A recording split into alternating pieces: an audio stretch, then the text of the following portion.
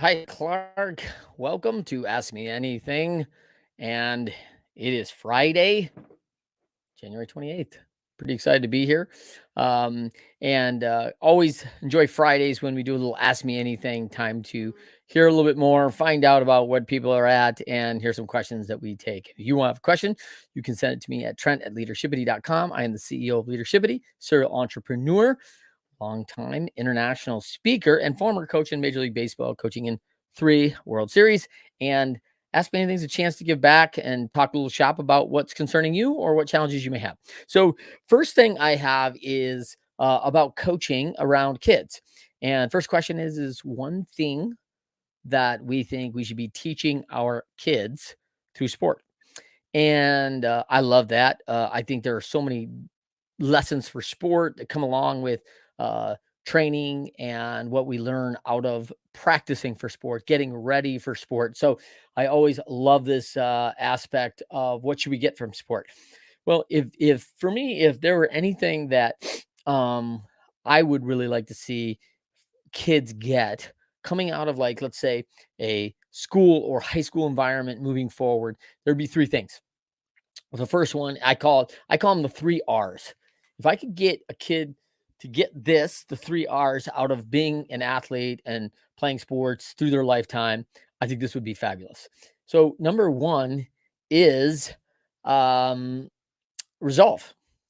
I think that's one of the biggest challenges that people face, and it is not easy to get. And it takes, like our show, winners find a way. Things are not going to go right.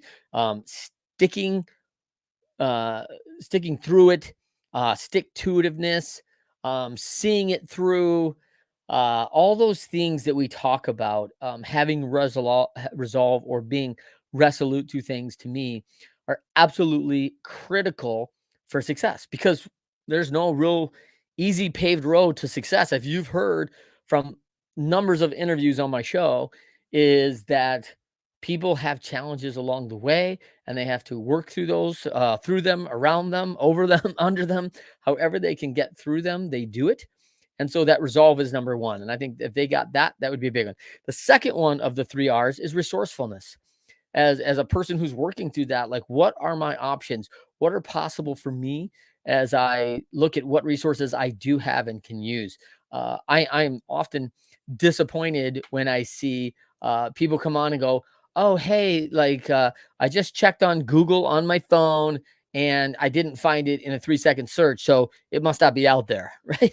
Like, wait a minute. If we need to overcome something and figure something out, it's going to be so important to dig a little deeper, find a way that we're going to get through this. So that is probably the second big R, is resourcefulness. What is available to me? How can we do this done? Looking at it from another lens, asking people who have done it before, all those things that we can do to develop our resources around us. And sometimes that's an inventory of what resources we have, what's possible, what do we have to, because until we do that together, oftentimes people haven't thought through what is possible as a resource. The third one that's so critical to me for kids and as coaches, by the way, getting these 3 R's right, that people get this as they go through, is really important. So as coaches, I think one of the huge things to me is response. And there's a program out there called there. I think it's a book also called E plus R equals O. So we have an event, then there's a response to that event. And this is the part where we get to control. We probably don't get to control what happens in the event, what happened in this scenario, in this case. So, but we do get to control how we might respond to it. So, with that, um, teaching kids that they do have control over their response is a big deal. And we're going to talk a little bit about this response on the third question today, too. But how we respond is the outcome. So, event plus response equals outcome. So, if there's an event and my response is to ignore it, the outcome is often likely bad, because I didn't address the challenge. I didn't get into it. So, whatever happens, happens. I don't have a lot of control over it. And so that happens all the time. There's an event and I respond very poorly, and the outcome is suspension, all these things that could come in that. So, example is, hey, someone said something really bad to me during the game, and my response is to haul off and hit them, or do something contrast to get a foul or take a penalty or whatever it is in retaliation, because I don't have control of my emotions, and the outcome is a penalty, a suspension. You are off the ice, go to the box, whatever it is, right? Foul number 5, and you're out of the game. All those things have a bad, a negative outcome if my response is poor. So if the event happens and my response is good, the outcome is better. So teaching kids that their response really matters to things is really important. So those are my three R's. If we can teach those kids those 3: resolve, resourcefulness, and response, boy, they've really learned a lesson from sport to help them move forward in whatever their business, job, career, organization, contribution to this world as adults. They're going to really understand and do a much better job at that. 2, Trent, I want to be elite. You coach some of the best in the world, and I'd like to be the best at whatever it is I want to do. And where do I start? I get this question a lot. Where do I start? Where do I start? I want to go. Where do I start? So I tell the first thing to do is start. Like, get going and make some decisions to actively, proactively take steps and put it on your calendar. Like, get it done. Start doing something. And so one of the biggest things I see when I see people who want to get started at being the best, first of all, there's a quote out there about, like, hey, you can't start being your best without starting, right? And so this is really critical for me. So as people want to start, I'm always reminded of plan the work, work the plan. So it takes time, but it's always a good idea that, hey, let's get a plan. How will I do it? Even this is what I love about plans. Hey, all plans change. Adaptability is high. If we make a decision, it's not like we can't unmake that decision and take it back. You are in control of the direction you're going. So if you're making those decisions, you can unmake those decisions. And I think that's really critical for people that are talking about starting to do something. Now, I do search out people to help me make that plan, of people that have done something that I want to do. So I look for those people. I try to find them. I ask them for help in my plan. I may draft a plan and show to people. I may ask 5 people inside my network, say, hey, I'm working on this. Would you review my plan? Do you see any things I need to work on? Any gaps? I devise that, and I devise a system for making a plan. So that's probably the second. If someone says, hey, where do I start being elite? Please just start. Get a plan, formulate resources around you, right? Now we're in kid to adult. What are the resources around me that can help me get my plan executed? So that's huge. And make the plan, work the plan, put it into your calendar. Nothing gets done. Things, I would say, I like to tell people when you talk about being elite, I like to tell people that I have lots of things to do each and every day. I have lots of responsibilities. I have lots of things I got to work on.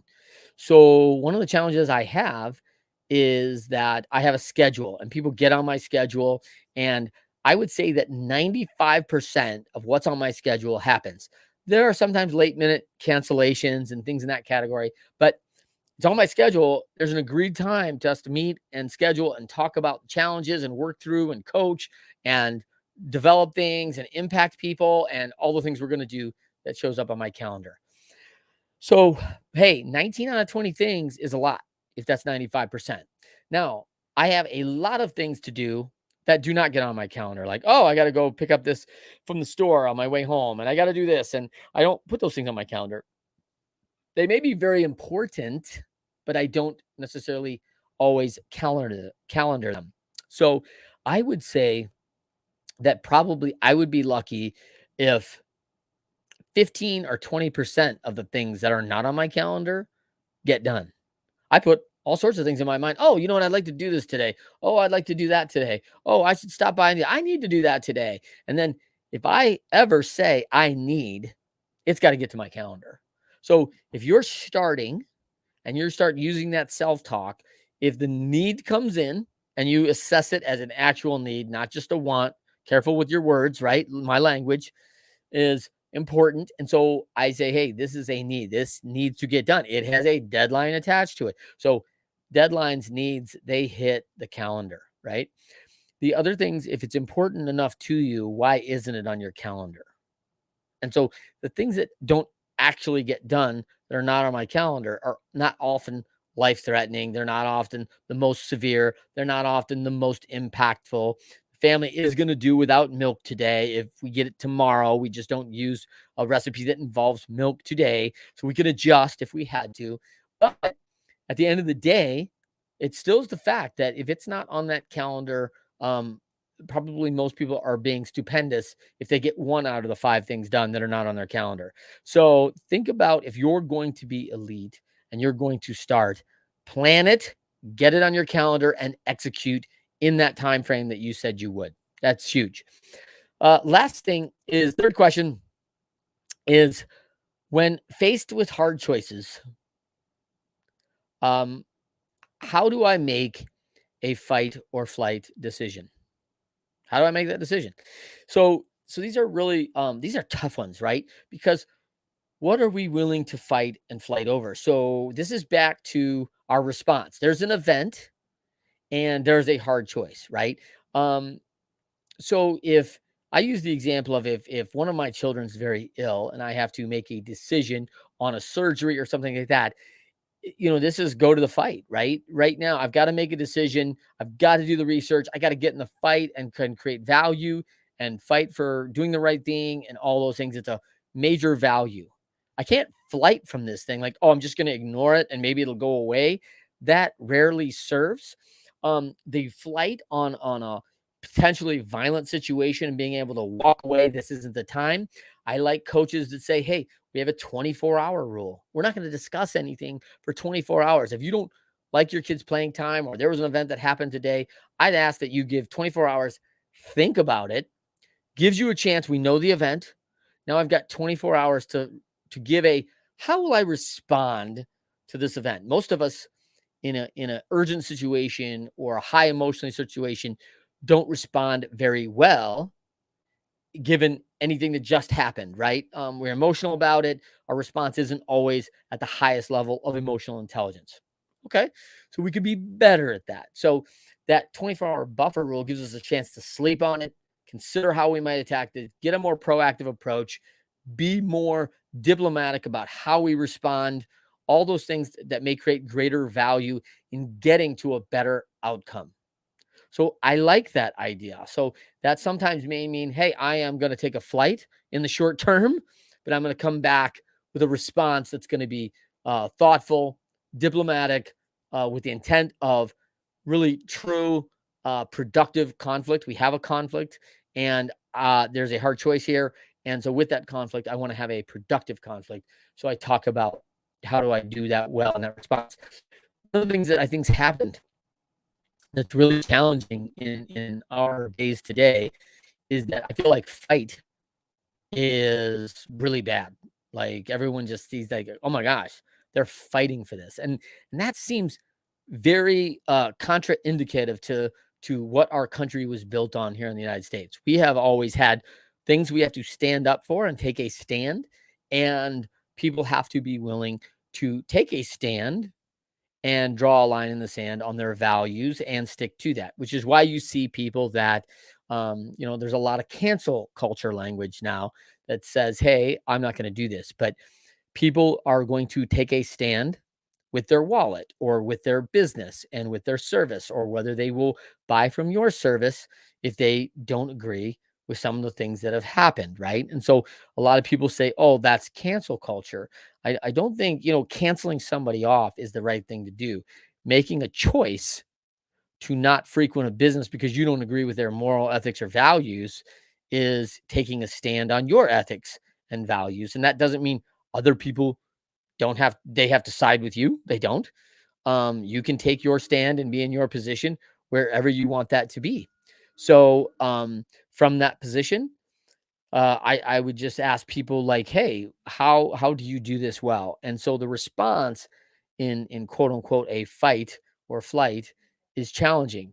I use the example of fight or flight. I was in a restaurant about a month ago, and some young men were in the restaurant. It was a family restaurant, and they were using very profane language, and a lot of children were around, and I don't tolerate that around my children, and I don't care for it. There were other kids, but I gave this thing a few minutes to see if an adult would actually stand up as an authority figure in the room and say something to these young men, and nobody did, which I therefore immediately felt obligated as a man in our culture to stand up and say, "Hey, boys, this isn't acceptable, not okay. There's lots of children around. Curb the language, please." Kindly, respectfully, but I'm not fleeing from the situation because these kids may not agree with me, or they may be upset that I asked them to curb their language in a public place, or something to that effect. I mean, that could have happened. It could have got controversial for sure. It was not. It did not. The young men set their course, redirected, respectfully said, "Yes, sir. Yep, sorry." And there was never another issue with it. And so as a parental figure and as an authority in that scenario, I felt like it was my job to make sure. And these are not bad kids because they were using profanity. They're not, they're making a choice, and it wasn't a good choice. And they recognized that immediately, and they curbed it and made the right choice. And we want to make the right choices. So boy, I tell you, I can't I couldn't believe when the waitress was like, "Oh man, these boys come in, they sometimes do this and no one says anything, and it's just really hurtful to some people, and sometimes we're losing business on it." And I'm thinking like so it's almost that we're almost afraid to stand up and fight for our values, to fight for we know what's right. And it's challenging today. I think it's really tough. And I am not promoting, like, when we say fight, I think a lot of people think that, oh, that's violence, that's stand up. And, to me, it's just standing up for what our values are. I don't believe that there's ever, a real need for, in the violence world, unless you have to defend somebody and something like that. So, but even then, I have seen the case where people have not stood up to defend a helpless person in a bad situation. They flight and they will flee from the situation because either they think there's a insurance liability, they think they're going to get dragged into a legal issue, something. In fact, even though they may know in their heart of hearts it's the right thing to do, they don't do it out of either fear or out of concern for what other people think, or whatever the concern. So it is a massive concern when making a hard choice. We want to have more time, be thoughtful about it, always a chance to take a step back. But one of the key things about probably hard choices is knowing what your values are going in and what's important to you before enacting that, and moving somewhere that's out of your values, that you're acting and standing up against things that maybe you don't even believe, but you think, hey, this is what I'm supposed to do because people say so. Like, it should be your choice. And I think that's really a key issue for that. But hey, good hard questions this week, by the way. That's pretty good stuff on Ask Me Anything. So thank you for joining us, Trent Clark, on Ask Me Anything. I'm the CEO of Leadershipity. If you have a question on Ask Me Anything, please send it to Trent@leadershipity.com with the title AMA, and with the body, please ask your question, and maybe we'll use your question next time on Ask Me Anything on Fridays at 2:00. So love to see you here, and thank you for joining me on Ask Me Anything. Looking forward to the next time, and have a great weekend.